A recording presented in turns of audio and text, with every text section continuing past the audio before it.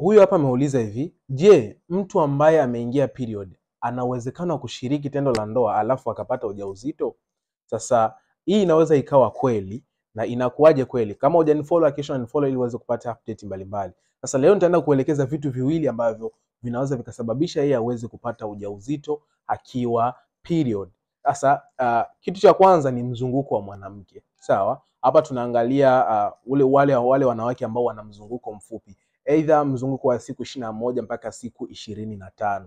Unapokuwa na mzunguko huu mfupi maana yake mfano unaingia period siku 5. Sasa zile siku za mwishoni zile ambazo unakuwa umeingia period, maana yake ukishiriki tendo la ndoa kati ya zile siku za mwishoni zile ni siku ambazo tayari zinaweza zikawa ni siku ambazo zitakusaidia wewe kuweza kusubiria ovulation na kuweza kupata ujauzito moja kwa moja. Kawaida, na kitu kingine ambacho kinaweza kikasababisha ni kwamba ni mbegu za mwanaume. Mbegu za mwanaume zinapokuwa ni bora, maana yake zinaweza kufanya siku 3 mpaka siku 5. Maana yake ikiwa imefanya siku 5, inawezekano mkubwa mbegu zile za mwanaume zikawa bado zipo ndani mpaka siku yako ya hatari, mpaka siku zako za hatari. Na kama zitakuwa zipo mpaka siku zako za hatari, ni kwamba tayari ujauzito utakuwa tayari umeshajitengeneza. Sasa kuna uwezekano mkubwa mwanamke kuwa anashiriki tendo la ndoa zile siku za mwishoni, lakini tu awe na mzunguko ambao ni mfupi, either siku 21 mpaka